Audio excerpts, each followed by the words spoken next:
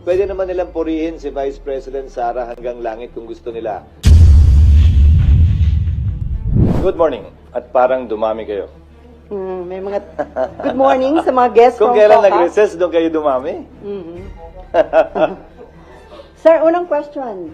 Since yung verified impeachment complaint against VP Sara is now in the Senate, ang tanong ng marami, bakit, why the Senate went on break last night without tackling the verified impeachment case against VP Sara? Well, una, yun ang schedule namin. Alam niyo namang lahat yun. Na huling araw namin kahapon, magbe-break talaga kami at magre-resume matapos ang halalan sa June 2. Walang rason para magbago o baguhin yun kahapon. Napakinggan ko si Myla kahapon, si Myla. Tinatanong si Senator Pimentel, bakit daw walang nagtanong? Sasagutin ko yun. Trabaho ko bilang Senate President, sagutin o presiding officer, sagutin anumang katanungan na ibabato sa plenaryo. Pero hindi ko trabahong tanungin yung mga miyembro kung bakit hindi sila nagtanong at anong nasa isip nila, ba't hindi sila nagtanong. Fact is, walang nagtanong dahil hindi pa naman officially informed Senado, ang plenaryo, kaugnay sa paghahain ng impeachment complaint. Dahil dadaan pa ito sa isang proseso sang-ayon sa rules at practice at procedure ng Senado kaugnay ng mga impeachment complaints. So, sir, mali yung impression na parang may napag-usapan ba na wag itong itackle sa Senate plenary? Walang caucus na naganap, walang usapang naganap sa pagitan ng mga miyembro ng Senado kaugnay nito o kaugnay ng anumang bagay. Bago kami nag-adjourn kahapon, nung Martes, nung Lunes, kahit nung nagdaang linggo, wala kaming pagpupulong na formal kaugnay nito. So what will happen now on the articles of impeachment? As Senate President, it's your call, di ba, sir? So what is your plan? Isa-isayin muna natin. Sang-ayon sa rules ng Senado, kapag kami inihaing articles of impeachment or complaint or resolution on impeachment sa Senado, the Senate President, nakalagay sa rules namin, shall take proper order of the subject of impeachment. Ngayon, ano bang ibig sabihin ng shall take proper order of the subject of impeachment? Hindi nung impeachment complaint, hindi nung impeachment, but the subject of impeachment. Ibig sabihin nun, kailangan isaayos muna ng Senate President ang Senado para sa pag-conduct ng isang pagdinig o trial. Sasagutin ko rin yung isang napakinggan kong abogado na tila eksperto din daw sa mga bagay na ito. Sabi niya, the Senate shall immediately, ayon sa kanya, sabi ng Constitution, proceed with trial. Busin na lang ng konti, pero parang hindi niya nabasa yung saligang batas. Walang sinabing immediately ang saligang batas. Ang sinabi ng saligang batas ay shall forthwith proceed with trial. Ngayon, kung babalik tanawan natin, bago ko sagutin yung tanong, Sally, kukompletuhin ko na para... Okay.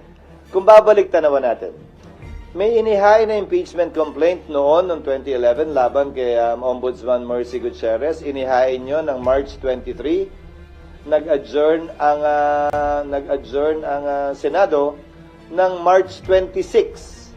Walang ginawa ang Senado noon. Nagsimula ang trial May 19. Mahigit kulang-kulang isang buwan ang lumipas dahil magre-recess din sila noong mga panahong yon. Kung maalala nyo ang impeachment ni dating Chief Justice Corona, ng yumaong dating Chief Justice na si Corona, final ang impeachment complaint ng December 13, nag-trial po sila January 19. So kung susuriin nyo, base sa President yung salitang forthwith, hindi naman po ibig sabihin nun, kinaumagahan, agad-agad, dali-dali. Mahigit 2 buwang inupuan, pinag-aralan, binasa, tiningnan ng Kamara yung mga impeachment complaint na nakabinbin. Mahigit 2 buwan, hindi finorward ng Secretary General ang impeachment complaint sa tanggapan ng Speaker para i-refer sa plenary at sa Committee on Justice. Magkatabi lamang naman ang kwarto tulad sa Senado ng Secretary General at ng Speaker, ang Secretary ng Senate at ng Senate President. Bakit naman kami bigla sasabihang gumalaw umakto agad sa loob lamang ng ilang oras? Kung nagpa-banjing-banjing sila gawin ito, siguro wala naman silang basihan ngayon na madaliin kami, lalo na nasa huling araw na ng sesyon. Yan pinadala sa amin, halos mag-aalas 5 pa ng hapon. So, bilang katugunan, gagampanan namin ang aming tungkulin na pwedeng magawa habang recess, kabilang na ang pag-review ng rules ng Senado sa impeachment dahil kailangan po itong i-update. Halimbawa, yung pagkakaroon at requirement ng judicial affidavits, yung pagkakaroon ng provision at procedure para mag-hearing sa harap ng commissioner, yung pagkakaroon ng matatag at malakas na pre-trial procedure para swabe na at hindi na komplikado at magulo yung trial proper. Ito ay mga bagong procedure sa rules of court na pumasok bago po namin itinalaga yung aming rules of impeachment noon na kailangan po naming baguhin. Pangalawa, kailangan pa rin pag-aralan siyempre ng Secretary General ng Senado, ng Secretariat ng Senado, yung impeachment complaint mismo. Tinanggap lamang namin yung kahapon. So dun sa nagsasabing, bakit hindi agad-agad binabasa baba? May trabaho po kaming kailangan gampanan. Halimbawa, sang-ayon po kasi sa e-commerce law at sa e-gov law, pwede naman maglagay ng e-signature. Hindi ba? Sa resolution, sa bill, sa committee report. Pwede ang e-signature dahil hindi po yan verified. Subalit, ang complaint or resolution on impeachment, verified po yan. Pinanumpaan dapat yan sa harap ng Secretary General ng Kamara. Susuriin pa po isa-isa ng Secretary ng Senado yung mga pirma kung e-sig ba yun o wet signature. Bawal po ang e-sig. Dahil kailangan pinanumpaan ito. Paano ka manunumpa sa harap ng SecGen kung inutos mo lang yung opisina mong i-affix yung e-sig? Meron naman pong app, gagamit kami ng iba't ibang app para makita at malaman kung e-sig nga ba siya o wet signature. Para matiyak na yung bilang talaga ay sapat dun sa 1/3 para mag-comply dun sa direct filing sa Senado. Mga halimbawa lamang ito na mga dapat pang gawin at gampanan ng Senado. At bilang panghuling sagot, para mag-convene ang impeachment court, kailangan may sesyon ang Senado. Para manumpa ang impeachment judges, kailangan may sesyon ang Senado. Bagaman ang trial pwede mag-proceed kahit na recess, tulad ng nangyari kay dating at yumaong Chief Justice Corona, dapat ito'y masimulan, makonvene at mapanumpa ang mga judges kapag may sesyon. So kung may mangyayari mang aksyon o kaganapan kaugnay nito, yan ay mangyayari sa June 2, pag-resume ng Senado, matapos ang eleksyon at pasyayan ng mayoriya ng Senado kung aamyendahan ba yung rules, anong ilalagay sa rules, i-authorize ba tulad ng nasa rules of court ngayon na suppletorily applicable na pwedeng mag-hearing habang recess dahil may 12 senador pa namang maiiwan natatawid hanggang 2028 pa ang termino, kabilang ako. 12 lamang naman ang matatapos ang termino. Gagawin ba yung parang sa rules of court, I'm only citing examples, na i-authorize yung 12, parang hearing before a commissioner, natanggapin lamang yung ebidensya. Ito'y court of record naman kasi.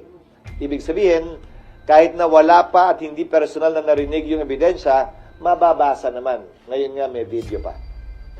Okay. Sir, yung Sana natugunan ko yung iyong katanungan. Sir, Bagaman mahaba. Sir, yung normal course of events na hindi kayo pwedeng mag-impeachment trial dahil naka-adjourn yung session. Pero according to Senate Minority Leader Coco Pimentel, may tinatawag siya na extraordinary situation na pwede niyong i-waive yung rules at kung acceptable to everyone, pwede pa rin kayo mag-conduct ng impeachment trial kahit naka-break ang session. Pwede na, gaya ng sinabi ko, ginawa yan nung panahon ng impeachment ni dating Chief Justice Renato Corona. Tumuloy yung impeachment trial bagaman nag-adjourn na ang Kongreso at ang Senado. Nasa rules namin. Hindi na kailangan maging extraordinary pa. Pero ulitin ko, kailangan nasimulan at sinimulan ang trial ng may sesyon dahil kailangan mag-convene ang impeachment court ng may sesyon. Walang sariling buhay ang impeachment court, hiwalay sa Senado mismo, sa plenaryo ng Senado. Kinakailangan ng plenaryo ng Senado para masimulan ang impeachment court. So sir, it is better ba kung nai-submit ng House of Representatives earlier a few days before ng adjournment para may time kayo na na-actionan sa That plenary? is water under the bridge. It's not for me to decide or pass over the wisdom absence or lack of it on the part of the House in filing it a few hours before we adjourned.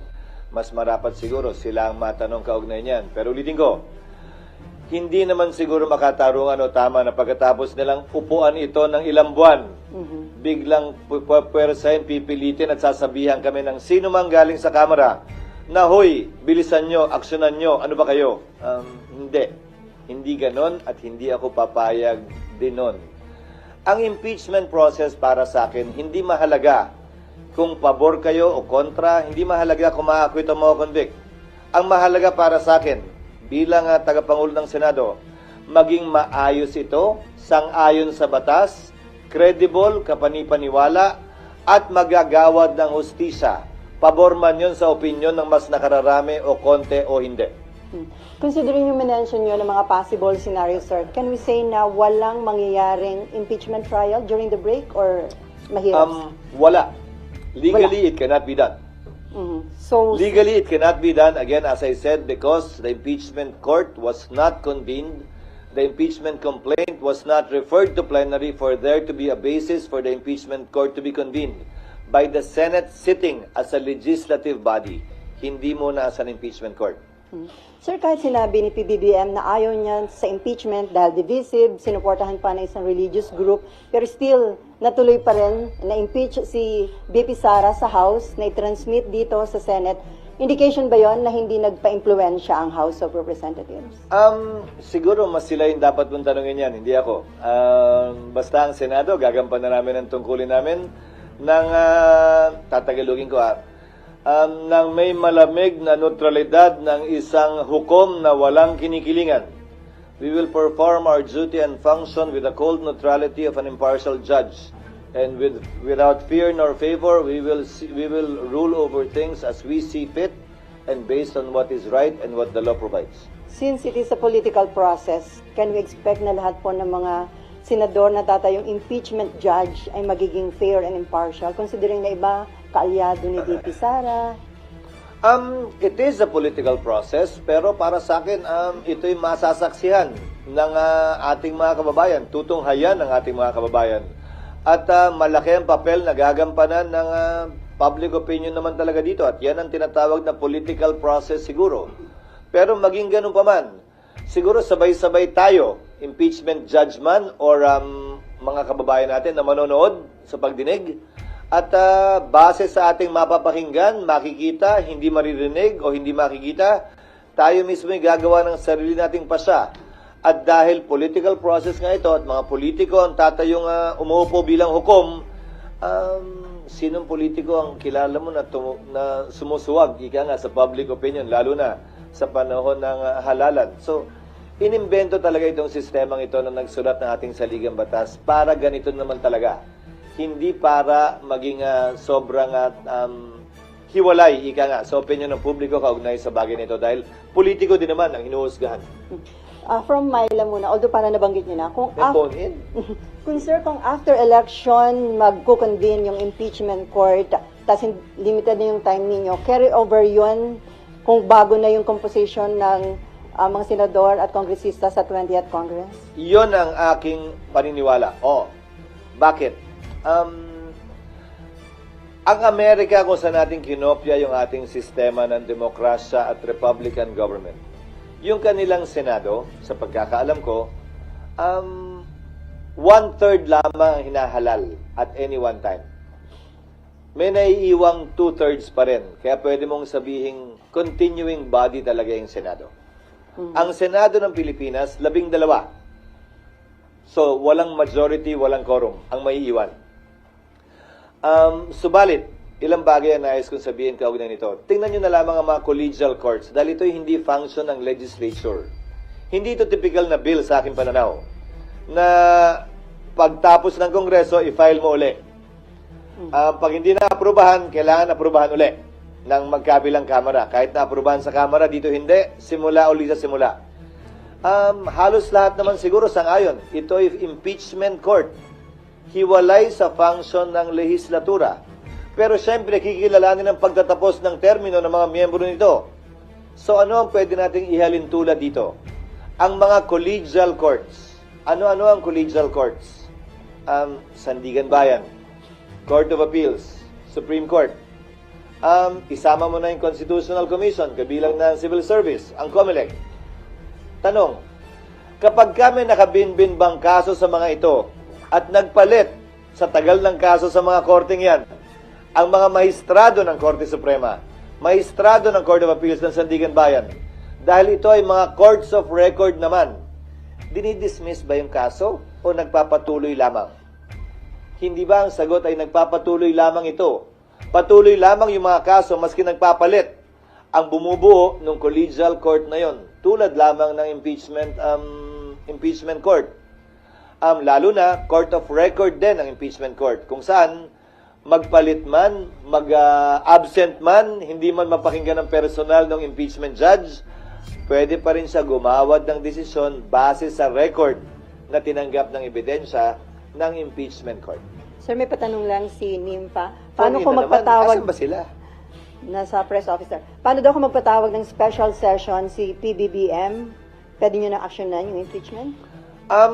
Oo, pwedeng mangyari yon, pero ang pagpapatawag ng special session sa aking pagkakaalam ay hindi para mag-convene ng impeachment court. Sa aking pagkakaalam, ang pagtatawag ng special session ay para sa mahalagang bagay at panukalang batas na kailangan ipasa ayon sa ating saligang batas. Hindi ito isa o saklaw marahil ng provision yon, kaugnay ng special session. Pero haharapin namin yon pag nandiyan na. Siyempre, pag nagpatawag ng special session, sang-ayon man kami o hindi, siyempre, alam namang hindi kami magatin. Okay, Mav and then RG.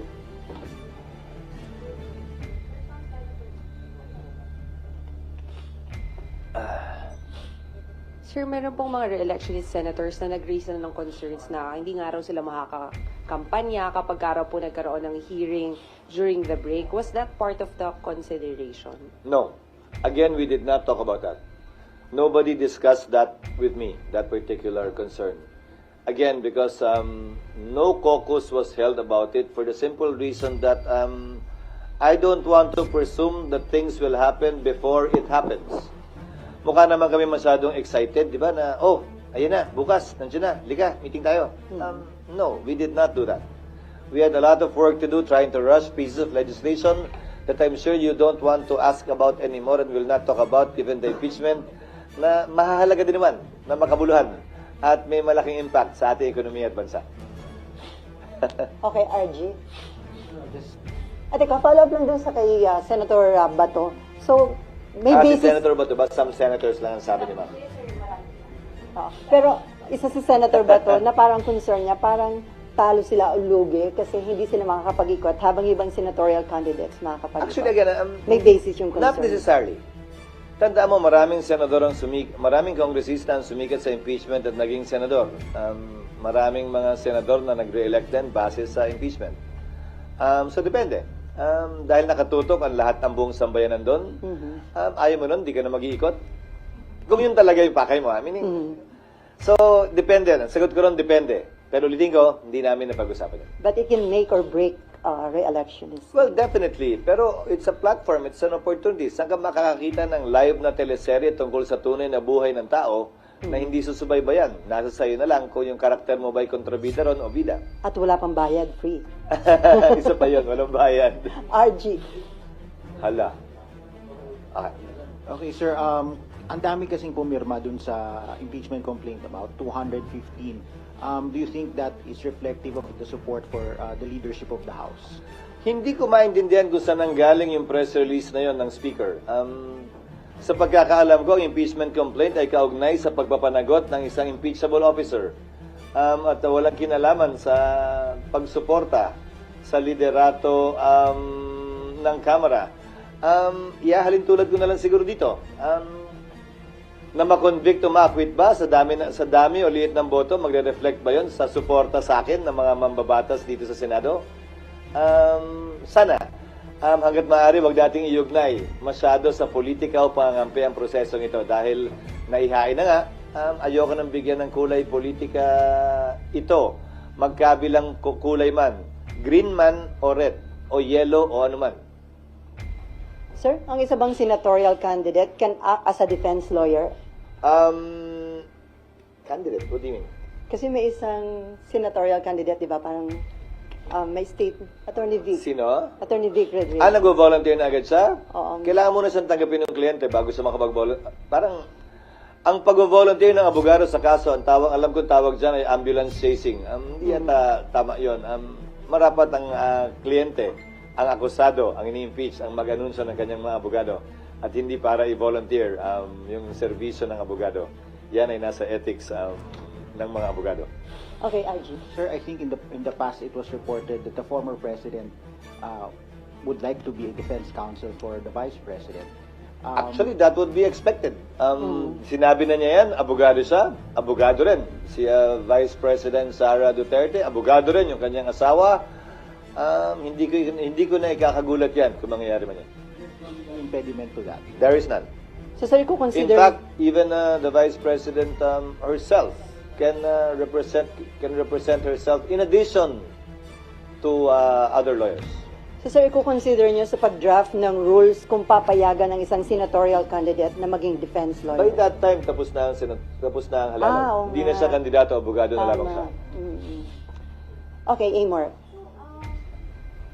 SP, to clarify po, yun pong pagsasagawa or pag-amend ng rules for the impeachment trial, hindi din siya gagawin during the recess or it's something na pwedeng gawin during the break? Ngayon na namin gagawin lahat ng pag-aaral, lahat ng panukala, pero kailangan yan aprubahan ng plenaryo sa sesyon ng Senado. So, drafting, sir. Yes. Pero mahabang proseso din yun dahil maraming kailangan i-update sa rules. Kung maalala nyo, mula nung aktual na nakatapos ng impeachment ang Senado sa impeachment ni dating Chief Justice Corona, hindi pa na-update yung rules.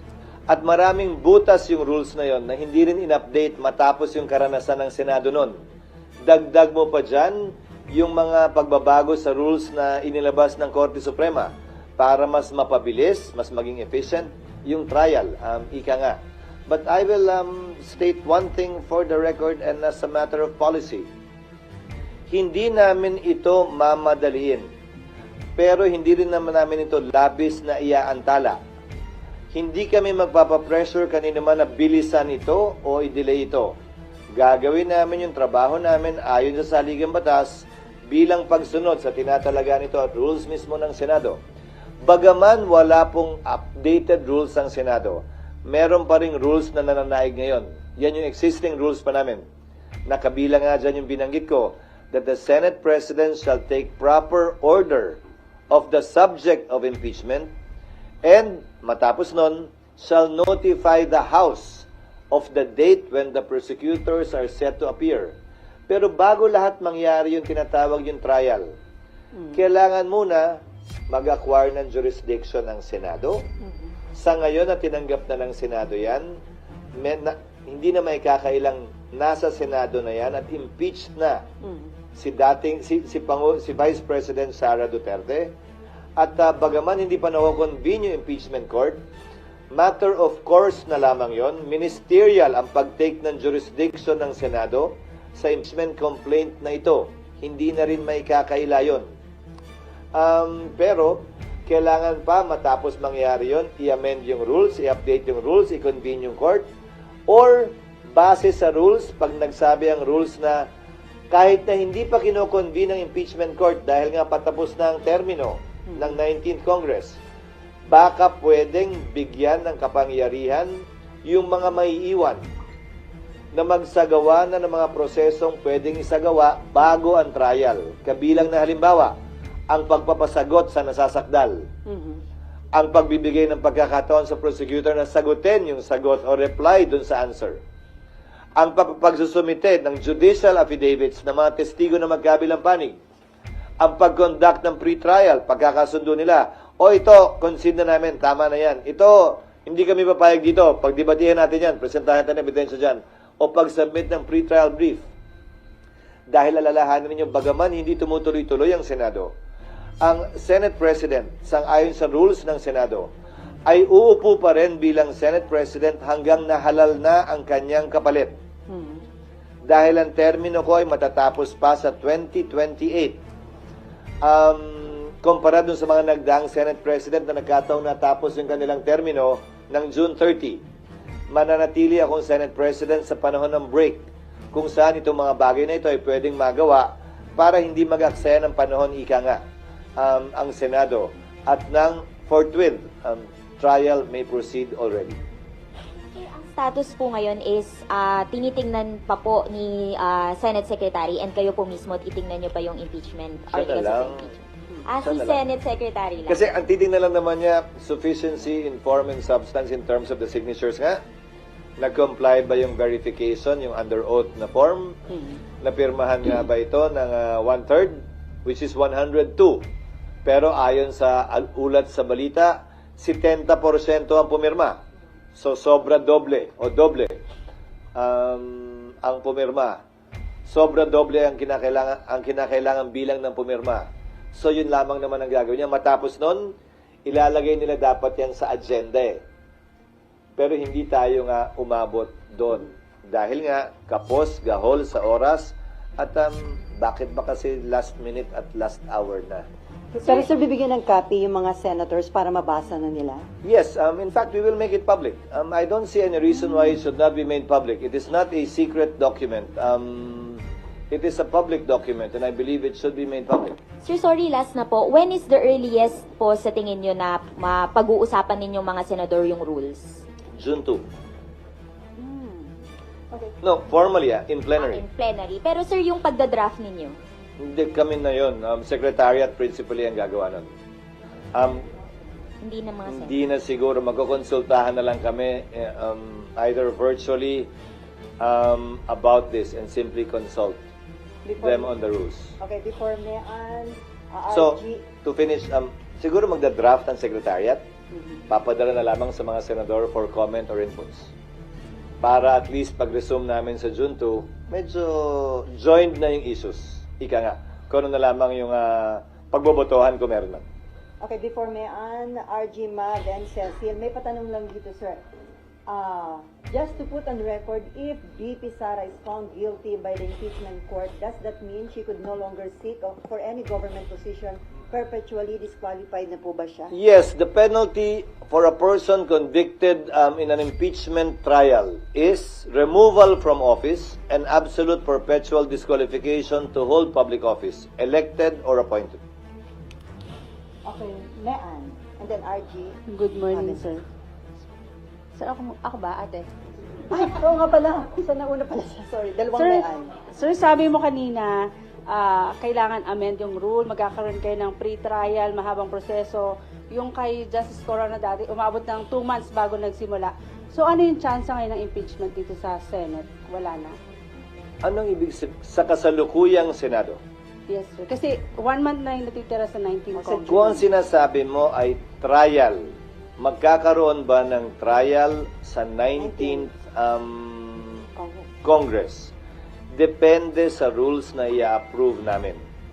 Kasi gaya ng sabi ko, isa sa mga posibilidad, yung innovation ng Korte Suprema of late, meaning pagkatapos ng rules namin noon, na pwedeng mag-receive ng ebidensya ang commissioners, na pwedeng buuin ng may iwang 12 senador, na maaaring magsimula ng June, bago mag-June 30. So, 19th Congress pa rin yun. Kung yan ang magiging pasya ng Senado ng 19th Congress kaugnay ng rules. So, may posibilidad. Trial pa rin yun, ha? Bagaman presentasyon ng ebidensya sa commissioner ang technical na salita, trial pa rin yun. Lalampas ng 20th Congress o aabot ng 20th? Aabot ng 20th Congress, oo. Okay, Mayan, okay. Halos tiyak na yon. Aabot ng 20th Congress at ang magpapasya na rito ay ang 20th Congress at hindi ang 19th Congress. Sir, Malalaman pa lamang natin yan matapos ang halalan. sir, may patanong uli. Si ERAP na pardon, pwede bang ma-pardon din si Sara at eventually run again? Yes, Erap was not impeached. Erap was convicted and then was pardoned. Yes. Dun Not yung by the pardon. impeachment court. Okay. Dahil hindi naman natapos yung impeachment ni dating Pangulong Estrada dahil sa EDSA 2. Okay, Mean. Sir, to be clear lang, Hindi pa ba clear? hindi pa clear. Hindi. Sir, kasi yung natanong na kanina pero para lang mas malinaw. Yung kay Senator Coco na sinasabi niyang special circumstance na pwede pa rin magkasundo kayo 100%, mag-convene kayo ng impeachment court during the break. Hindi na yun mangyayari. Only when, as I said, the impeachment court was convened. When we, the legislature, the Senate as a legislature, took note or took cognizance of the case, were all sworn into office and convened the impeachment court. Hindi naman nangyari lahat yun during session. Hindi kami pwede paano namin i-refer yung impeachment sa Rules Committee para i-report out ng plenary para may basihan na magsumpa kami bilang impeachment court at i-convene yung impeachment court. Paano namin gagawin lahat yun ng walang sesyon? So parang dapat sana kahit paano na-report out man lang kagabi sa session. Tapos after nun, kahit hindi kayo nakabuo ng impeachment court, pwede during the break bumuo? Hindi pa rin. Kailangan kasi yung Kailangan pagsumpa namin at pag-convene ng impeachment court is in session. Ulitin ko ba't ba nyo kami minamadaling gumalaw ng ilang oras? Process lang. Sila mahigit 2 buwan, inupuan, pinag-isipan at pinag-aralan yan. Siguro naman entitled kami ng ilang araw man lang. Okay, RG, and then si Mav, and Excuse me, then sorry. Cecil. Sir, of course, there are those na may mga nagre-react na doon sa sinabi nyo kanina that it cannot be done during the break and that sa June 2 na ang earliest action. What is your message to them? Magbibingi-bingi ang School of Acting ako dun sa mga pabor sa impeachment complaint at laban kay Vice President Duterte. Magbibingi-bingihan din ako dun sa tutol sa impeachment at ayaw kay Vice President Sara Duterte. Hindi namin trabahong pakinggan sila. Trabaho namin gampanan yung aming tungkulin. Sa abot na aming mga kaya, base sa itinatalaga ng batas at hindi base sa gusto ng magkabilang panig na klaro ay partisano, pabor man o kontra sa impeachment, pabor man o kontra kay Vice President Sara Duterte. Wala kaming pakialam sa mga yan. So just to be clear, until the Senate renders a decision on the merits of the case, she remains Vice President. Definitely yes. That is what the law states.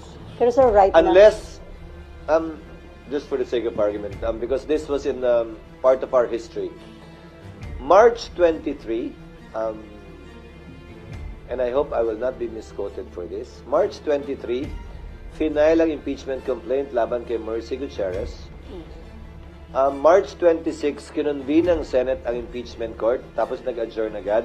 In-announce na May 9 ang impeachment case i-hear. April 29, nag-resign si Ombudsman Gutierrez. So that is the only instance na hindi matutuloy yung impeachment. Dahil ang parusa lamang sa impeachment ay pagkakatanggal sa pwesto and perpetual disqualification. May posibilidad sana na tinuloy ng Senado yon. Dahil yung resignation ay pagkakatanggal lamang sa pwesto. Pwede pa sana nilang ituloy yun para dun sa absolute perpetual disqualification. Pero minabuti ng Senado noong panahon yon na wag nang ituloy at i-dismiss na yung kaso.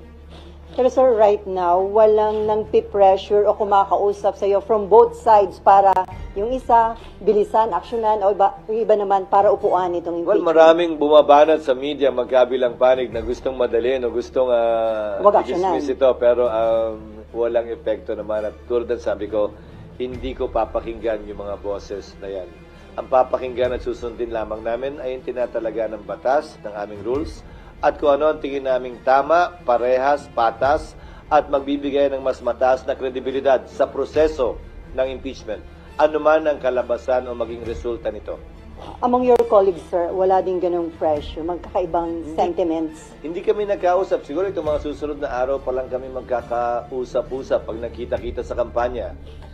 Pero ulitin ko, walang nangyaring meeting, pagpupulong o caucus na napag-usapan ito para yung mga sentimentong binabanggit nyo ay masabi o mailahad na aking mga kasamahan dito sa Senado. Okay, Mav, Cecil, and then Robert. Sir, pwede pa explain lang po na magkaiba yung session days sa trial days. Iba yung legislative calendar. Iba. Nung nagdaan, Nung nagdaan, ang ginawa nila ay, kung naalala ko, tama, hapon ba? Yung sa Corona? Opo. Sa umaga yung regular Hapon, session. tapos sa umaga yung regular session. Pwede rin naman naming gawin uli yun. Or baliktad, umaga yung hearing, may takdang panahon, at yung session ng wala. Para mas mahaba yung talagang trabaho namin ng legislasyon.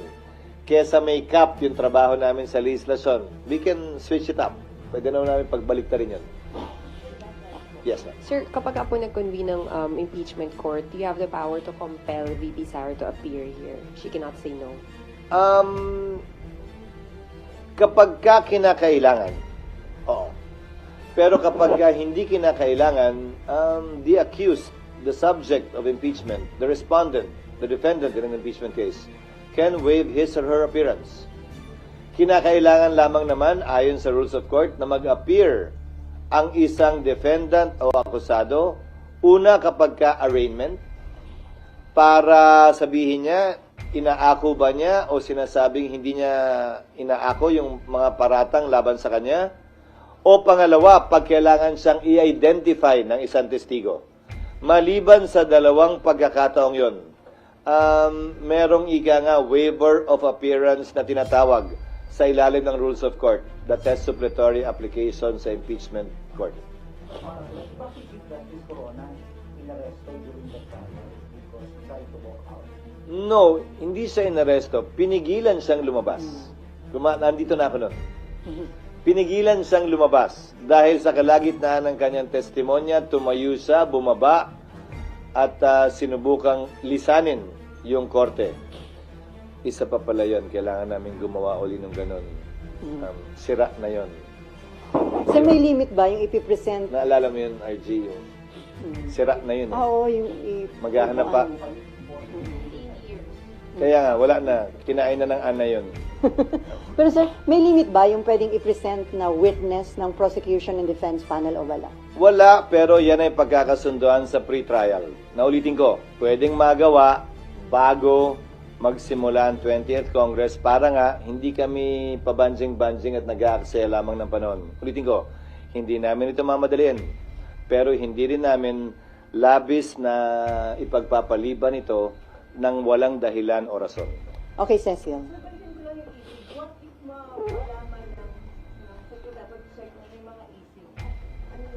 Basta't 1/3 pa rin.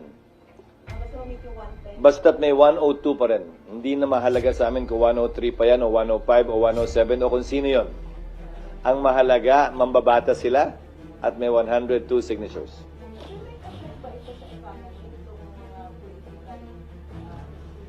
Anumang ingay ng politika palaging may posibleng epekto sa ekonomiya. Pero ang pangontra dyan ay kapanipaniwala at stable na proseso at procedure. Tulad ng sinusubukan kong gawin ngayon at i-establish ngayon. Para yung expectations ay tempered, walang tanong na hindi nasagot, walang alinlangan kung ano ang mga mangyayari sa susunod na araw, linggo at buwan, sa kabila ng anumang ingay na nagmumula sa pabor o kontra sa impeachment, sa pabor o kontra kay VP Sara.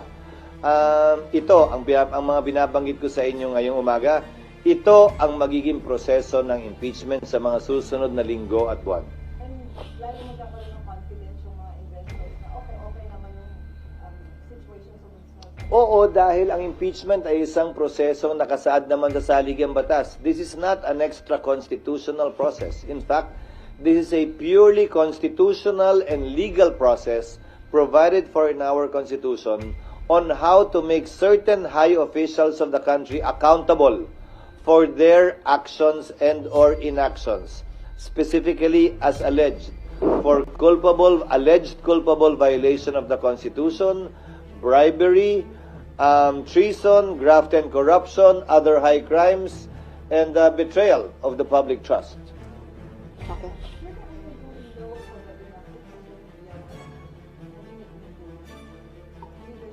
Hindi.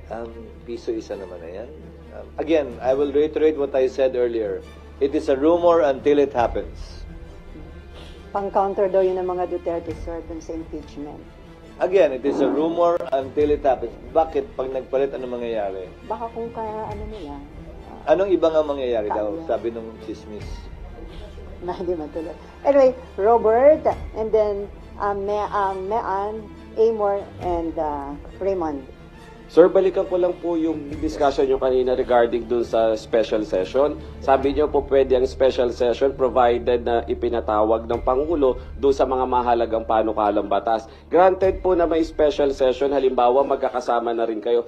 Yung possibility na matakel pa rin ito bilang sidelines halimbawa or kaya i-convene yung impeachment court po, pwede po ba yun? Posible. Posible, but that is a subject matter to be decided upon by the plenary. Kasi ang kapangyarihan ng Senate President ay i-agenda lamang ito. Yung ginagawa namin mga referrals sa floor na walang nag-object, sa anumang oras pwede mag-object kahit sino At pwedeng pagbotohan yon bago ma-refer. Lahat ng ginagawa namin sa plenaryo are done through a proper motion. At kung mapapansin niyo, parang gas-gas na lang sa tenga siguro, masyado na kayo at tayong lahat sanay. Palagi nagtatanong ang presiding officer, is there any objection? There being no objection, is approved. So, pag may nag-object, pagbobotohan. Pero lahat ng naganap o nagaganap sa plenaryo, pinahintulutan ng mga miyembro. Last na lang po. Sir, ano po ang mangyayari halimbawa po yung uupong hukom na senador, may kamag-anak po na kongresista na pumirma doon sa impeachment halimbawa ng Vice President. Ano pong mangyayari sa kanila? Ang pag-inhibit ng huwes sa rules of court man o sa rules on impeachment ay voluntary sa parte niya. Walang proseso para pwersahang ipa-inhibit sa pamamagitan ng botohan ang sino mang hukom sa anumang paglilitis. So, kung meron mang ganyang pagkakataon, desisyon niya. Pero babalik rin ko. O de ko may posisyon pala yung pumirma, may posisyon din ba yung hindi pumirma na kailangan din mag-inhibit yung kamag-anak nun? Hindi naman siguro, di ba? Bakit nyo sasabihin kailangan na mag-inhibit yung pumirma? Bakit hindi nyo sasabihin dapat mag-inhibit yan yung hindi pumirma? It cuts both ways. But for me, it's a purely voluntary act, whether an impeachment judge will inhibit himself or herself. Sir, follow-up doon, pwede daw bang ma-disqualify ang sinumang senador na nag-express ng opposition sa impeachment? Ma-disqualify saan? Sa pag-act as impeachment judge. Kasi may nagsabing,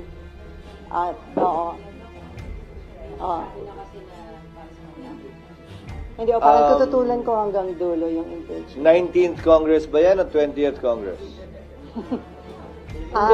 Kasi ang magpapasya, 20th na eh. So, ang tinatanong ko sa inyo, yung senador bang nagsasabi niya na i-acquit ay 19th Congress Kapag ba sa nahalal 20th ulit. Congress? Kung manalo, sir. O de, hindi pa natin alam. So, 19th nga ba o 20th? Kaya yung tanong ko, di ba? Pero sir, kung sakali, na hanggang 20th, Again, I will admonish and keep on reminding the senators who will surely be part of the impeachment court, either in the 19th or 20th Congress, dahil impeachment court pa rin naman ang magpapasya ng ilang preliminary na mga bagay. To kindly, please, refrain from talking one way or the other for or against the impeachment or the impeachable officer in relation to this case. Pwede naman nilang purihin si Vice President Sara hanggang langit kung gusto nila nang walang kinalaman at hindi pumapatungkol sa impeachment. Wala namang problema yun. Pero this is a mere reminder and admonition. Wala naman akong kapangyarihang pigilan o busalan ng kahit na sinong miyembro na nais magsalita kaugnay nito. Mean, Amor, and then RG. Ay, Raymond pa pala, sorry. Actually, mainit dito. Mainit siya. Hindi niya ka-jacket-jacket. Kaya lang malulunod ako sa... Sir, good morning.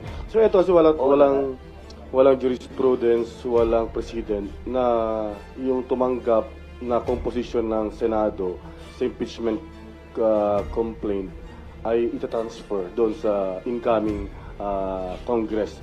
So ano yung parang legal or constitutional basis natin na pwede nga na ma-push through doon sa incoming new composition of Congress? Tama ka na unang beses lamang mangyayari ito sa Pilipinas. Sa Amerika, hindi. Pero sinabi ko rin na may pagkakaiba. May pagkakataon sa Amerika na tumawid na yung impeachment sa panibagong kongreso. Pero ang pagkakaiba nga, 2/3 kasi ng senador doon ay naiiwan pa. Dito, 1/2. Pero, tatawid ang pagiging Senate President kung hindi pa tapos ang kanyang termino tulad ko hanggang 20th Congress. So, gaya ng sabi ko kanina, may basehan tulad ng ibang collegial courts. Ulitin ko, yung mga nakabinbin bang kaso sa Korte Suprema, pag may nag-retire na justice, 1, 2, 3, 4, 5, dismissed yun at kailangan mo mag-file uli. Yung mga nakabinbing kaso ba sa Sandigan Bayan, sa COMELEC, sa Civil Service, sa Court of Appeals, dismissed ba yun pag may nag-retire na isang maestrado? Ang sagot din ay hindi. At yun siguro ang pinakamalapit na analogy, comparison na pwede natin gamitin sa impeachment court, na collegial court din. Minsan nga, bibigyan pa kita ng mas madalang sitwasyon. Yung ordinaryong korte natin, na isa lang ang judge. Nag-retire yung judge. Ibig sabihin ba nun, lahat ng pending na kaso sa korte niya, dismissed? At kailangan i-file uli dahil nagpalit ng judge? Court of record ang ating mga korte tulad ng impeachment court. Siguro ang basihan ay hindi na tumutuloy-tuloy yung Senado or semi-continuing body ang Senado. Ang basihan ay Court of Record ang impeachment court. At dapat lamang na magpatuloy yon hanggang matapos yung kaso. At hindi dito dapat kinikilala yung pagpapalit noong nakaupong mahistrado tulad nga ng sa ordinaryong kaso. Kung yun nga criminal case, ang kapalit at ang parusa pagkamatay o kung may death penalty o habang buhay ng pagkakakulong, tuloy-tuloy. Ano pa kaya ito na administratibo lamang? Ibig sabihin, wala itong kulong, wala itong parusang kamatayan. Pagkakatanggal lamang sa pwesto at pagbabawal na humawak na anumang pwesto sa gobyerno. Okay, Amor, and then RG. Sir, sabi niyo ipapatawag lang si VP Sara pag kinakailangan. Pero what if gusto niyang magsalita, sir? Walang Pwede. karapatan po niya yun. That is part of the rights of an accused under the Bill of Rights to confront his or to confront the witnesses against her. Karapatan po niyan. Mag-attend araw-araw, kada hearing, magsalita bilang abogado. Dahil pwede siyang tumayong abogado para sa sarili niya o tumayo pa nga bilang testigo. Umupo bilang testigo. Pwede po yan. Nasa sa kanya. Pero hindi siya pwedeng piliting tumestigo sa kaso because it will violate, on the other hand, the right against self-incrimination. Kumbaga, hindi siya pwedeng patawag ng prosecution at pwersahang paupuin doon para tanungin kung ayaw niya. That cannot be done. Sir, yung nangyari kay CJ Corona noon, pwede rin po ba o gagawin niyo ng rules to na magsi-statement lang ayaw niya ng Q&A? Hindi pwede. Dahil sang-ayon sa rules of court that is suppletorily applicable to impeachment to the impeachment trial, may karapatan mag-cross-examine ang kabilang panig sa sino man testigo ipepresenta ng kabilang panig. So, pag nagpresenta ng testigo ang prosecution, may karapatang i-cross-examine yan ng depensa. VP Sara, kung just in case No, na parang kung sino man nga, karapatan yan ng kabila.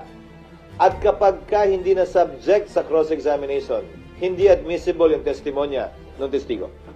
Sir, Sir, pag just in case naman daw ipatawag niyo, kailangan siya, pero hindi siya dumating, meron bang kaparusahan pag gano'n? The impeachment court, very much like the Senate, more so in fact because it is an impeachment court, has the power and authority to issue subpoena. May kapangyarihan nga kami mag-issue ng subpoena. Sir, At sang-ayon sa rules, yan ay pwedeng i-issue lamang either sa pamamagitan ng botohan o kung babaguhin yung rules, sa pamamagitan lamang ng kautusan ng presiding officer. Sir, may certain period ba para tapusin yung impeachment trial o pwede itong parang matagalan? Wala, pero sino ba naman na may gustong umabot ito till kingdom come? Wala naman siguro may gusto nun. One way or the other, kailangan ito pagpasyahan at desisyonan. Ulitin ko, nang hindi minamadali, pero hindi rin naman pinagpapaliban ng labis. Okay, Amor and then RG.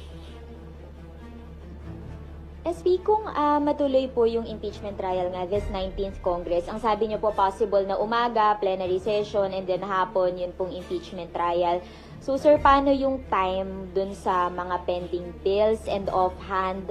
May mga nakikita po ba kayong mga bills na pwedeng maapektuhan ng lack of time dahil matatapos na nga po yung 19th Congress? Maliit na lamang ang epekto kung meron man. Dahil pagbalik namin sa June 2, 6 na session days na lamang ang meron namin. So, 6 na session days na lamang apektado nung AM-PM schedule na binabanggit mo. At kung mako-convene nga yung impeachment court sa panahong yon, magre-recess na rin kami makalipas ang 6 na session days. So, yung balance ng mga araw ngayon hanggang June 30 ay puro trial na lamang yun. Dahil hindi na kami pwede magsesyon. Sir, bills na nakikita Hinahabol? dapat ihabol pa? To name a few that comes to mind. Number 1, yung Konektadong Pinoy. Number 2, na BICAM na-approve na on third reading by both houses. Yung e-Gov bill, na hindi umabot yung ratification ng Bicameral Conference Committee report dahil may ilang pang concerns ang executive branch. Kasi nga, ayoko nang may nabibito Ayoko may binabalik sa BICAM So, hanggat maaari nakikipag-coordinate kami closely sa executive kaugnay sa mga panukalang batas na pinapasa namin. Pangatlo ay yung right sizing bill. Tatalakayin din namin yan. Pang-apat ay yung Virology Act na ibabaycam during the recess. Ito ay pagpapalakas ng ating Virology Department para sa gayon ay kung magka-pandemya muli, mas kaya na nating i-handle ito. Again, to name a few, those would be at the top of my mind. Yung yung mga binanggit ko, lahat nasa LEDAC. Yung wage hike, hindi ko alam kung magiging prioridad yan ng Kamara o hindi. Pero kung maalala nyo, ulitin ko, nagpasa kami ng wage hike, mahigit 1 taon na ang lumilipas, 100 pesos. Pinasaya ng Kamara recently lang. Pero ang ginawa ko ay inappointan ko ng bicameral conferees lahat ng mga bill na pending. Para sa gayon ay kung sakasakali, mapag-usapan yan. Maliban na lang kung sinabi ng Kamara na hindi sila interesado dyan. Okay, RG. Ay, okay ka na, Emma? Thank you, ma'am. Sir, kasi kanina sabi niyo you will review the signature. So, No, the secretary the will. secretariat will review Wag the naman signature. na ako yun. The secretary. Ayoko. Oo nga, 200 yun. But sir, May app pa. We will be using several apps to be able to detect and check. Minsan by the naked eye kita na kung e-sig o wet signature. okay, sir. After kung halimbawa mangyari nga talaga that the earliest action of the Senate will be after or by June. June 2. June 2. Maraming pwede mangyari within that time. The complexion of Congress might change because of the elections. Since napag-usapan na naman natin yung hypothetical kanina, So, hypothetical tayo ulit. is it also possible na the next Congress, the House, can withdraw the complaint? Yes. Tulad lamang ng anumang complaint na inihain sa korte, pwedeng bawian. Halimbawa, criminal case man o civil case. Gitna ito o administrative case. Pwedeng i-withdraw ng nagrereklamo ang kaso sa anumang panahon. Sa kaso ng Kongreso, it has to be withdrawn by more than 2/3 para hindi umabot dun sa 1/3 requirement. Ngayon, kung tatanungin mo, paano yan? Nagkaroon na ng jurisdiction yung Senado Pwede ba bang bawiin yun pagdating ng panahong yun ng panibagong Kongreso? Isang bagay yan ang pagpapasyahan ng impeachment court pagdating ng panahon by a majority vote if they disagree with the ruling of the presiding officer. But your question was, I take it, pwede bang gawin yan ng Kongreso? Yes, they can do that. Pero kung may epekto ba yun na actual na i-withdraw, pagdedesisyonan ng impeachment court yan, ayokong pangunahan.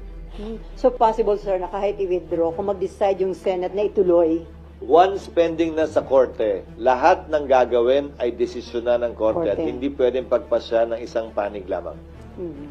Okay, before Mab, sir, may nagpapatanong, although na-explain nyo na ito before, paano daw kung ma-impeach or ma-convict dito sa Senate si BP Sara, paano daw yung pag-appoint ng papalit sa kanya? Sang-ayon pa rin sa saligang batas tulad ng nangyari matapos ang EDSA 2 nung pumalit si dating Vice President Arroyo kay Pangulong Estrada. So yung Vice President naging presidente, naging bakante yung Vice Presidency. Nag-appoint si Pangulong Arroyo mula sa Kongreso, Kamara at Senado. Ang requirement ng edad, ang lahat ng requirement para maging senador at kongresista at vice-presidente, presidente ay pareho, maliban sa edad. Ang kongresista, 25. Ang senador, 35. Ang requirement para sa Vice President and President, 40. So, pwedeng pumili si Pangulong Marcos ng kongresista o senador na ang edad ay 40 years old and above. Matapos siyang pumili bilang kanyang nominado, pagbobotohan yan by a majority vote ng magkabilang kamara, House at Senate. Voting separately. Simple majority, voting separately. Ano? You are highly qualified. I don't think there's a senator below 40. So, sir, qualified ka nga. No, hindi ako. But lahat ng senador ay qualified at yung mga mambabatas na 40 and above ay qualified. Yun yung pool ng qualified na mga taong pwedeng i-nominate. Kung i-nominate ka, sir, open ka na maging vice president. Ayokong pag-usapan yan because it's unfair. We will be sitting as an impeachment court. Pero sa totoo lang, mamaya sabihin ko sa iyo kung bakit mamaya sabihin ko sa iyo kung bakit ko ayaw.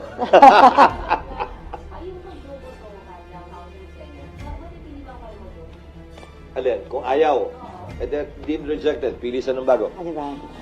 Kailangan i-confirm Pag hindi kinonfirm ng Kongreso voting separately by a simple majority, hindi siya, pili uli ng bago. Pero kinonfirm ng hindi ni-reject. Oo, in-appoint siya and then... A simple majority confirmed the nominee of then President Gloria Macapagal-Arroyo. Okay, Mark. Okay, hi, SP. I understand you clarify na kanina na Yeah, maaaring please. 20th Congress na po yung the Yes. eventual ending. No? But working under the scenario na under the 19th Congress, we have 23 senators. So 2/3 of 24 seats po ba yung vote to convict or 2/3 of the 23 current? Yeah. Still of 24 because always favorable to the accused. So, So there's already one favorable vote in the 19th Congress sa impeachable officer because that officer cannot vote in favor of the impeachment to comprise 2/3. 16 pa rin.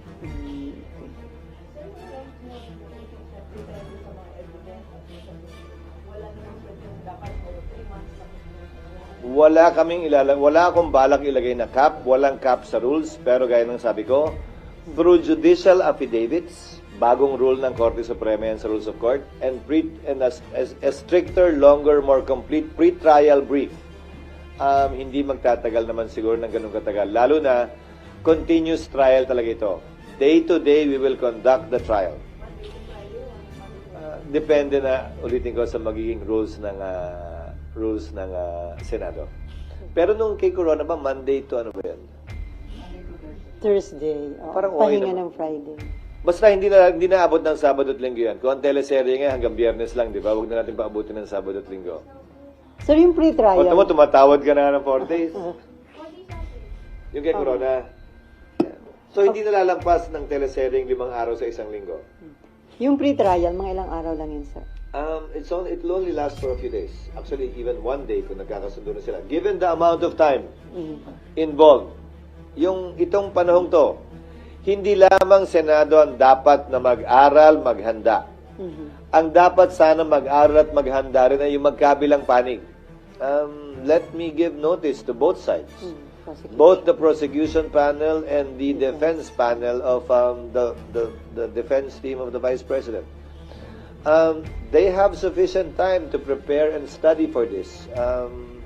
So, hindi naman siguro katanggap-tanggap, hindi lamang sa amin, sa mata ng publiko, na pagbigyan anumang delay, na hindi sila handa, walang testigo, hindi handa yung ebidensya, dahil itong panahong to dapat ginugugol na nila para gawin at kompletuhin yan. Pati yung impeachment judge, sir, dapat mag-aral. Well, kahit naman ako naghahanda, magbabasa uli. Ang tagal ko nang hindi nagpa-practice. Matagal-tagal na ako hindi nakakapag-appear din sa husgado. Nagbago na rin yung rules on evidence. Gagamitin ko rin itong panahong to para magbasa muli, to brush up on my rules on evidence, the Supreme Court decisions on the rules on evidence. At nang magampanan na namin yung aming tungkulin na may buong katapatan sa probisyon ng batas. Okay, Mav, and then may Ann. Sir, sorry. In case po na senator yung ma-appoint at ma-confirm, do you operate on 23 senators lang? Paano kung Point to confirm, what do you mean? kunwari po, piliin ni Magbobotohan. Presidente at tapos ma-confirm siya ng Kongreso. Oo, sir, ano lang, hypothetical lang. Layo mo na, ha? Yes, sir. Layo mo Hindi, na, darling, kanina, ha? sir, kasi napag-usapan na po yung kapalit. Layo mo na nga, darling, ha? Oo. And sir, kapag ka po kasi kunwari, Senador nagkaroon ang ng appoint. hatol na parang by July, ganyan. So sir, isang buong Congress na 23 lang kayo, ganyan. The decision to call for a special election is to be decided upon by Congress. Ang pagtatawag ng special election sa anumang bakanting pwesto, congressman o mayor, vice mayor o senador ay desisyon ng Kongreso. Bakit? Kailangan kasi mag-appropriate ng pondo para sa special election na yon. At hindi basta-basta ang nagagawa yun. Sa kaugnay naman ng COMELEC, meron silang pondo. There are times, may mga taon na may pondo sila for special elections. Pero may mga taon na wala. So kung may pondo sila to conduct special elections, COMELEC can do it on its own by basing it on a resolution either from the House or the Senate to fill that seat. Pero madalas in practice, hindi po ginagawa dahil may quorum pa naman ang Senado. Hindi naman makakaapekto sa quorum. Marami na rin nabakanteng posisyon sa House sa pamamagitan ng pagpanaw ng mga mambabatas. Hindi na nagpapatawag ng special election ang Kamara. Bihira magpatawag. So based on the resolution, pwede magpatawag ang COMELEC kung may pondo sila. Kung wala, kailangan talaga ng isang batas para magpatawag ng special election. Sir, sorry, may pahabol na lang po yung desk ko. Kanina, sir, yung kung hindi po atin si VP Sara, tapos pinatawag siya dito, pwede siya isubpoena. Yes. Should she ignore the subpoena? What happens? Subpoena is a compulsory process, meaning to say she can be compelled to attend. Like what we do with respect to witnesses in the hearings of the Senate. The Sergeant at Arms, with the assistance and aid of law enforcement officers, may effect the compulsory order for her to appear. Mag-issue in ng warrant plenary. of arrest, sir? But I heard a comment of Vice President Estrada that she welcomes this in order to present her case. So, VP Duterte, sorry. That she welcomes this. Estrada. Sinasabi ko? Estrada. Sorry. VP. But I heard a comment of VP Sara in connection with the looming impeachment complaint to be filed against her that she would welcome it as an opportunity to present her side of the story vis-a-vis the accusations being hurled against her by members of the House. So I hope that will indeed be her position. So, kung mag-change yung kanyang stand, hindi nga siya mag-attend kahit may subpoena, possible yung pag-issue ng warrant of arrest. Merong subpoena lang. Hindi pa naman warrant. Subpoena is enough. Kung hindi pa rin nga siya mag-attend. Again, a subpoena is a compulsory process. The Sergeant at Arms and law enforcement officers can enforce a subpoena. Okay, and then Cecil. Sir, yung pre-trial ay mangyayari pag na-convene na? O pre-trial Under our rules kasi, wala pa yon. Kasi wala pa naman doon eh. So, pag sa amendment namin ng rules, nilagay na yon, pwedeng pagpasahan ng 19th Congress na payagan na yon sa ilalim ng 19th Congress. Dahil nga, yung presiding officer, sangayon sa aming rules, ay may kapangyarihan to take proper order of the subject matter of impeachment. I mean, it should happen, yung pre-trial, pag na-convene. So, June 2 onwards pa rin. Hindi kailangan nga ma-convene eh. Kasi, ang magulo pa siya eh. Kung isipin mo, convene, susumpa, tapos susumpa uli. Sir, basic to. Ano po bang laman ng pre-trial?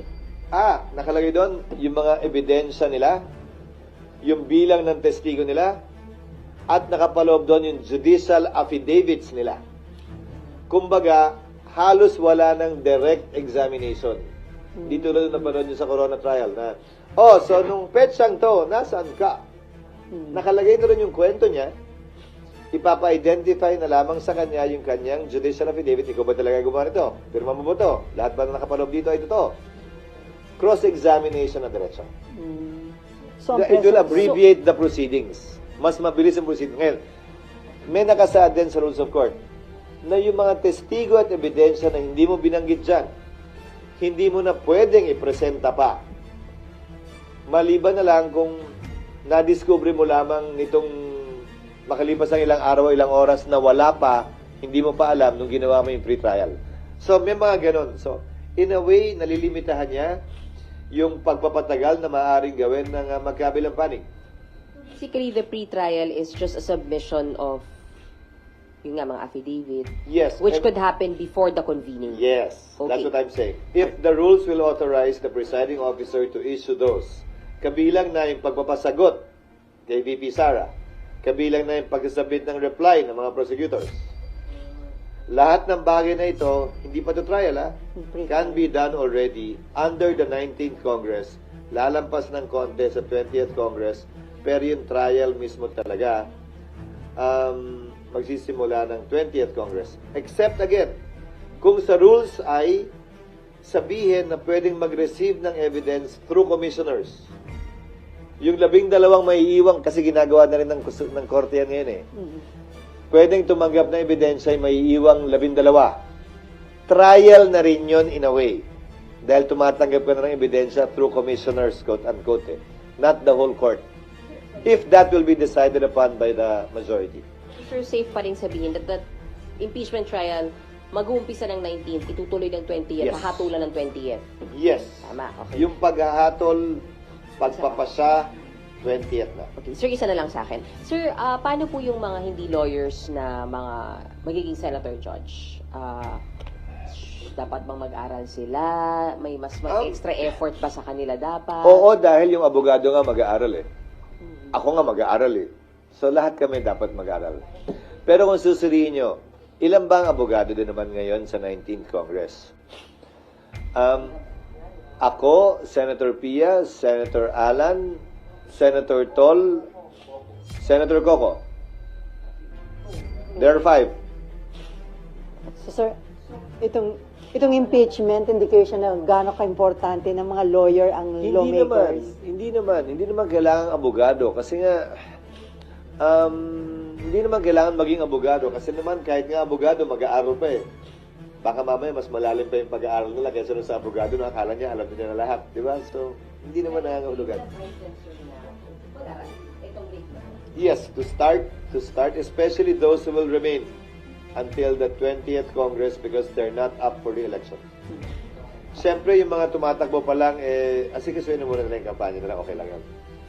Okay, RG, and then Cecil, and then Georgia. Sir, as a politician, how will you describe yung political context habang nakabitin tong issue ng impeachment for the next few months? I mean, can you imagine having a campaign with this and then sabi nyo aabot ng 20th? Can you imagine having a SONA, the budget hearings with this looming, hanging over everybody else's heads? This is a legal constitutional process. Hindi natin dapat to ikatakot o ikabahala. May election man, wala mang election, may SONA man, wala mang SONA. Ito'y constitutional process na tinalaga ng ating saligang batas para mapayapang maresolbahan anumang hindi natin pagkakaunawaan o para magawa yung gusto nating magawa. Or mahadlangan yung ayaw nating makita mangyari. We should not be afraid of this. If this will be an election issue, then so be it. Hindi ba maganda yun? At least may valid election issue na pwede mo talagang tanungin sa mga kandidato. Na pwede pagbasihan ng ating mga botante kung iboboto nga ba nila o hindi. Ang partikular na kongresista o senador. At least yung dalawang pwestong yun man lang. At least it will be in a way issue-based. At hindi nakabase lamang sa personalidad. So we can look at it positively too, in a way. Given that there is an issue we are facing in time of during election and campaign season. So, magiging election issue nga ito, sir. Kasi after election pa yung start. I think it will be. And given what I said, that it's the 20th Congress that will actually decide on this. Both the prosecution side and the impeachment judge side. Sino magbe-benefit kung maging election issue ito, sir? The public? Definitely the public. Sino ba naman ang tatalikod, tatagi at may ayaw sa isang issue-based election? Kumpara sa isang personality-based election. So, makaka-apekto ito sa magiging voting decision ng... Ngayon, ang problema lang, siyempre, issue siya, so tatanungin ng mga tao. Kung boboto kita, anong boto mo sa impeachment? Di ba? Sa kabilang banda, kailangan maghunos dili naman din sila. Kasi para pa kami nag-trial, kung may desisyon na agad sila, hindi pa nga napapakinggan yung ebidensya. So, siguro panawagan ko na rin to dun sa mga tumatakbong senador bilang isa sa 12 maiiwan, hindi bilang tagapangulo ng Senado. Bilang isa sa 12 maiiwan, na maghunos dili din naman sila. Ang pinakamaganda siguro pwedeng masabi ay tatayuan nila kung anong tama, nararapat, na ayon sa hustisya, batas at ebidensya. Kung saan man siya ituro nun. Sapat na sigurong kasagutan yun. Kesa, pag ako nanalo, acquit talaga yan. Pag ako nanalo, convict talaga yan. I hope they will avoid those things. But then again, I cannot control the passions of a campaign speech, especially during election time. Okay, Cecil and then Jojo.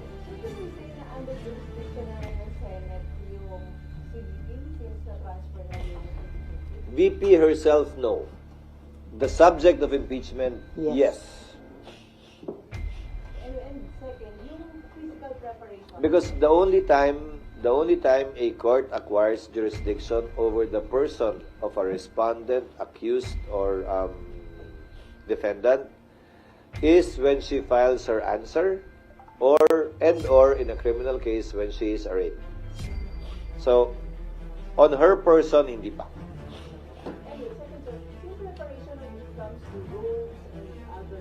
At least may mahabang panahon kami, 3 buwan para magpasukat.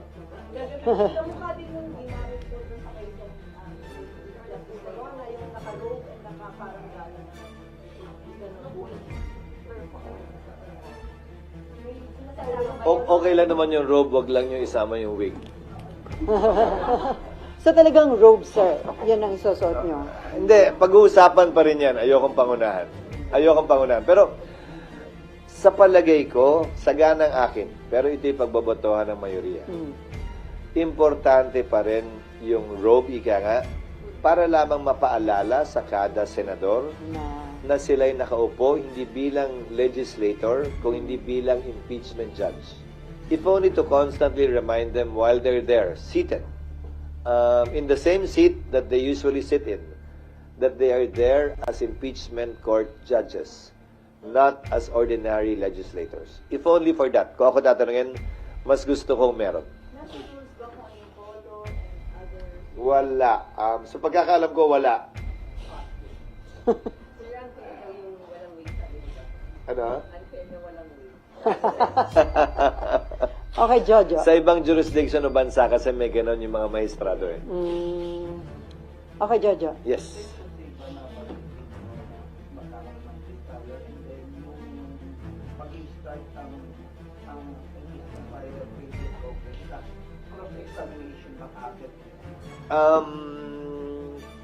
Posible. Ayokong sabihing safe gawin dahil pagpapasyahan pa lamang yan ng mga miyembro ng Senado pagbalik namin ng June 2. Pero yung mga option na to, ipepresenta at ilalahad namin sa mga miyembro para makonsidera at mapagbotohan pagdating ng June 2. Ulitin ko, hindi namin to ginagawa para madaliin. Yan ay nakapaloob sa rules of court na suppletorily applicable na kailangan naming ibagay sa proseso ng impeachment na kakaiba sa isang civil, administrative, o criminal case kung saan sumasaklaw yung rules of court. So, pagpapasyahan yan ng Senado pagbalik namin. Pero lahat ng options na ito ipepresent namin sa kanila. Okay, last 3 questions from Poca. Uy, ubusin nyo na para hindi na wala ng interview pagkatapos nito. Thank you, Sally. Bakasyon na eh. Sir. Yes, of Sir, course. good morning. May bisita pala tayo ngayong umaga. Medyo marami ko. Yes. Sir, you perfectly remember the moment when that envelope was not opened during the impeachment trial of President Estrada. I was a congressman, yes. Yes, I sir. remember that. I was not here. Yeah. I'm sure that you totally want to avoid such a volatile political impasse. But how? By maintaining the credibility and impartiality of the impeachment court. which is what I'm trying to do beginning today. Again, without fear nor favor, nang walang pinapaboran, nang walang kinikitilang karapatan, gagampanan namin yung aming tungkulin. Pero sa dulo, sang-ayon kasi sa rules on impeachment. Kaya di ba si Senator Pimentel noon ay nagbitiw, kung tama ang pagkakaalala ko. Dahil under the Constitution, ang uupo bilang presiding officer talaga kapag ini-impeach ang presidente ay Chief Justice. Hindi naman talaga, wala namang co-presiding eh. Wala rin namang majority leader ang impeachment court eh. Ginawa lamang nila doon yun eh. Kung talagang korte yan, Chief Justice ang presiding officer sa presidente pag in-impeach. It's the Senate President that presides in relation to other impeachable officers, Vice President down. At ang proseso ay, anumang order initially will be decided upon by the presiding officer. If a member disagrees, he can stand up, question it, or object to it, pagbobotohan ng plenaryo. Yun yung proseso. Masunod man o hindi yung gusto ng nakararami, yun ang desisyon ng korte. And pwede rin desisyon na ng presiding officer kung ayaw niyang magpasya. Sasabihin niya, ayokong magpasya dyan, ibabato ko sa plenaryo. Kayo mag-decide. Kung ano man ang maging resulta nun, yun ang susundin ko bilang presiding officer. Sang-ayon man yan o taliwas sa gusto ng mas nakararami. Yun yung proseso eh. Actually, they had no choice at that time but to follow the majority. Sir, follow-up. Yes, please. Sir, the matter of shifting an impeachment case from the 19th to the 20th Congress, we heard your position, but can that be questioned and clarified with, for example, the Supreme Court? Of course. They can do that. Pero unahan ko na rin. Kung gagawin man nila yan, maliban na lamang kung may temporary restraining order na i-issue ang Korte Suprema kaugnay nito sa transition na ito, magpapatuloy ang trabaho namin, 19th o 20th Congressman yan, at hindi pwedeng gamiting rason dahilan o palusot yan ninuman, prosecution man o respondent na may nakabingbing kaso, basta't walang temporary restraining order. Yun lamang ang pipigil sa Kongreso na magpatuloy sa proseso ng impeachment. Okay, Pero karapatan po nila yun. Okay, last two Pero questions. sagutin ko rin siguro, pero para sa akin, so may 1-year ban, gagawin uli, lalong tatagal, lalo tayong maghaharap sa iba't iba. Hindi ba gusto na magkabilang panig? Kabilang na impeachment judges, ha? Hindi ba natin gusto lahat na matapos ito? One way or the other. And I think it's in everybody's interest.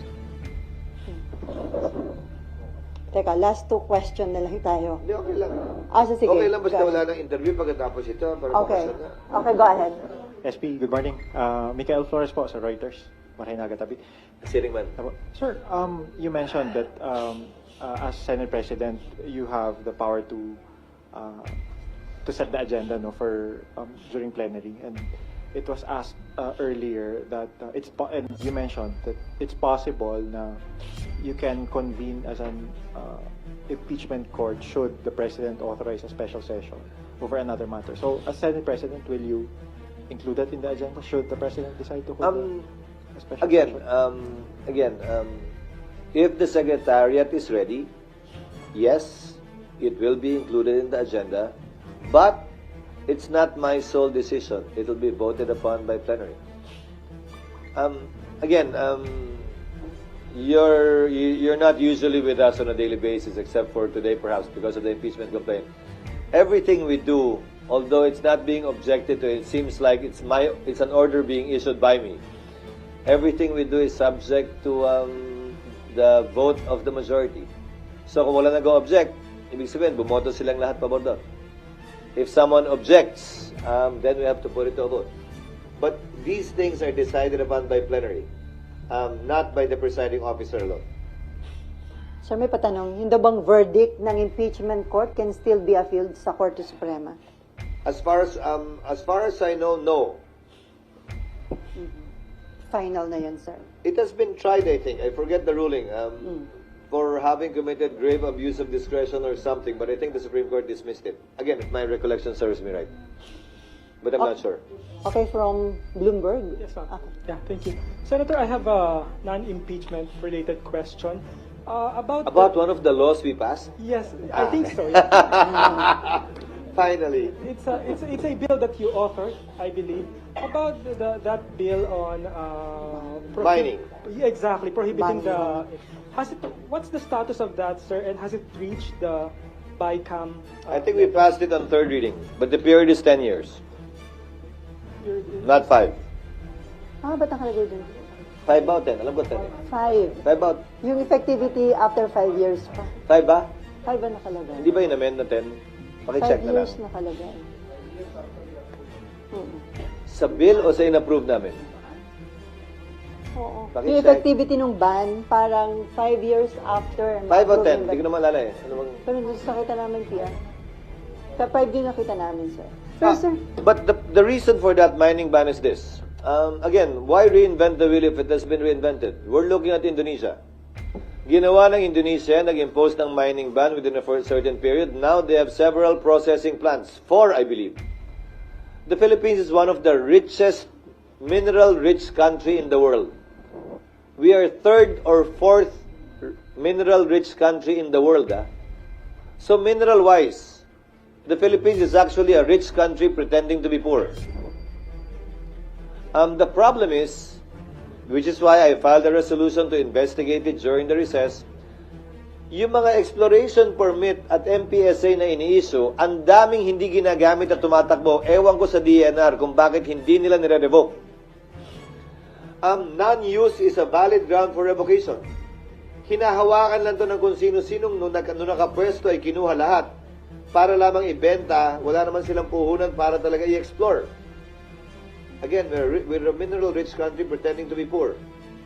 If this is done, I believe this will be a game changer for our country. If we will have processing finally here in our country. For those who are concerned na 5 years is too short, then convince us and ask for 7, 8, 10. But don't tell me we don't need this. Don't tell me you don't want this for your country. Don't tell me you don't want this for the Filipino.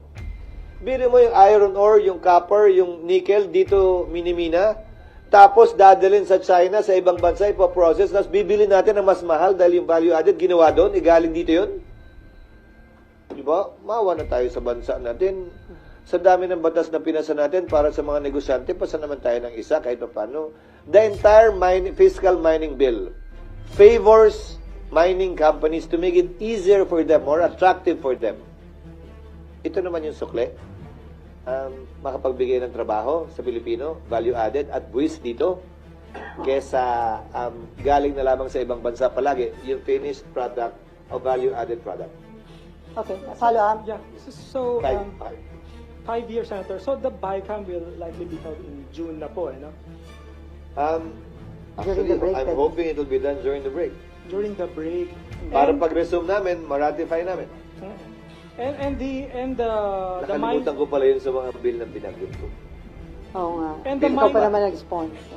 And the mining companies will have a chance to maybe make an argument, no, to extend it. Of course, I've heard their arguments actually.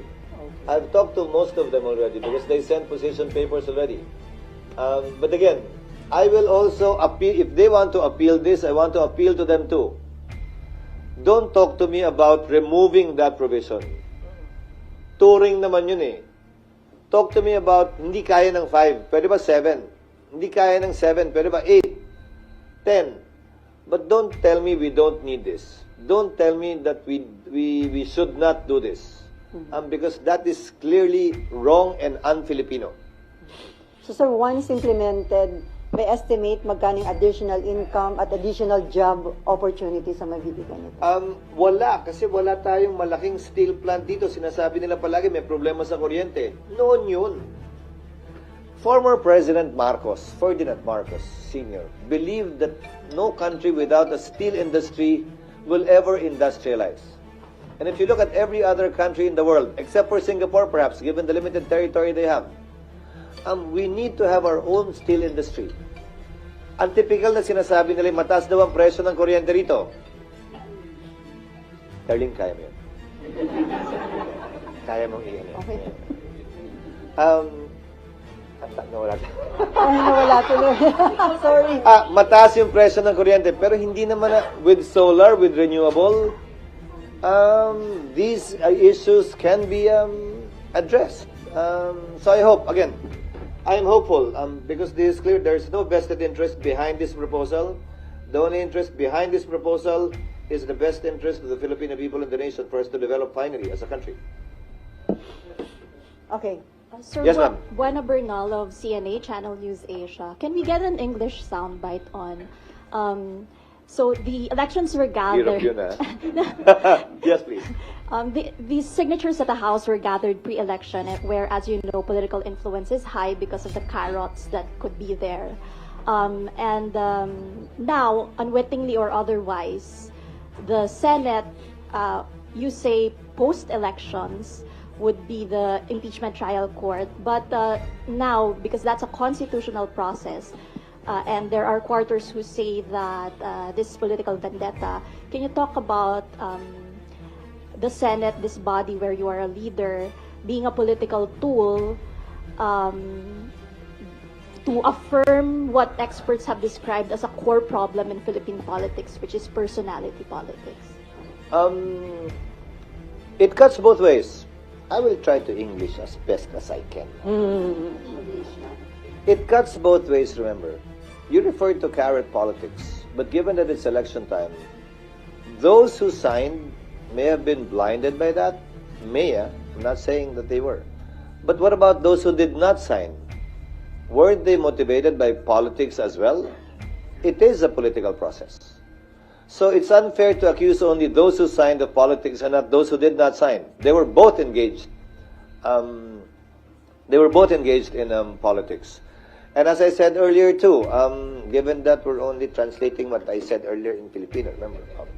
And as I said earlier too, I think it's an opportunity, given that it's election time and campaign season leading to the 2025 elections, that we actually have a chance of this being an issue-based election, at least insofar as members of the House and members of the Senate are concerned, with the admonition on the part of the members of the Senate for them not to be too partisan with respect to saying what their judgment will be should they win and become an impeachment judge. I hope this will be asked by voters in debates, what their position is or will be, and let that be the basis of the judgment of our people, whether or not to vote for them in the coming elections.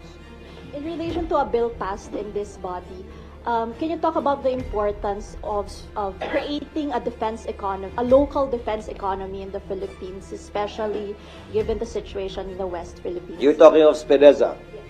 Given the situation in the West Philippine Sea and given our dependence on our allies for our own defense, I think this is the first step towards being self-sufficient with respect to being able to defend ourselves. Instead of simply borrowing missile systems from other countries, perhaps we can also start doing our own R&D for ourselves, uniquely applicable to our situation, given that we are the only archipelago, as I understand, in the world. Add to that the fact that it will provide jobs and hopefully export opportunities to other countries of whatever may be produced within the Philippines. Okay, last question. Japanese Yes, Kyodo please. News, Sasaki. Sa ilong lang. Okay, go ahead.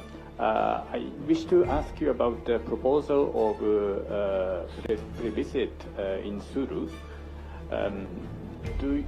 The adjournment of Senate means that you think you don't need to make an urgent decision of the potential plebiscite before the BAM election in October. Sir, I have a problem with that bill, actually. Why? The main reason why Sulu was excluded from BARM to begin with is a Supreme Court decision that said You've asked Sulu so many times already. And it was only until they said yes that you stopped asking. That's why Sulu was removed from BARM. And here we are asking them again. Didn't we read the Supreme Court decision? And what is the impact, if at all, of the Supreme Court decision on this new law again that we're passing?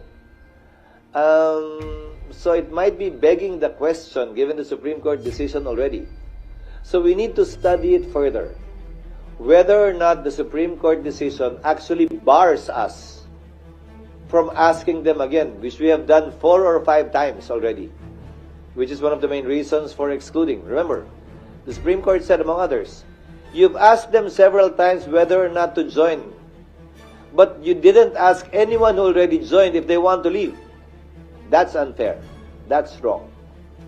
So the counterpart measure of this would be, we can ask Sulu again, but will we ask the others if they can leave? Kung meron bang specific timeline on that? None. The deadline would be on June 2 when we resume. What we will be doing essentially is I will be instructing the Senate Secretary, Senate Legal, in consultation with some experts in the legal field that we might get as outsourced resource persons to draft amended rules, updating it with respect to the rules of court, and answering some of the gaps discovered during the Corona trial. Most of the officials at that time are still here. And make the corresponding recommendations during the recess, send them to the members of the 19th Congress so they can study it, evaluate it, refer it to their own consultants so that we can act on it and vote upon it when we resume. Okay, last question from JV. Isa lang po. Yes, sir. Okay po. Ayun, given the marami pa tayong kailangang ihabol na bills, sapat na Actually, po ba? konti na lang, mga 7. Konti na lang. So are you Mga 7. Okay, sorry po. So are you confident na from June 2 to 13 may papasa natin, ma-ratify natin, or gusto nyo sana magkaroon ng special session? I am hopeful we can do it within the 6 session days. Why? Even if it has not yet been approved on second reading. No. Even if it has not yet been reported out in committee. If they do that during the recess, we can report it out on Monday. Remember, we have 6 session days. We can report it out on the first day, sponsor it on the first day or on the second day, subject it to interpellations for 3 days.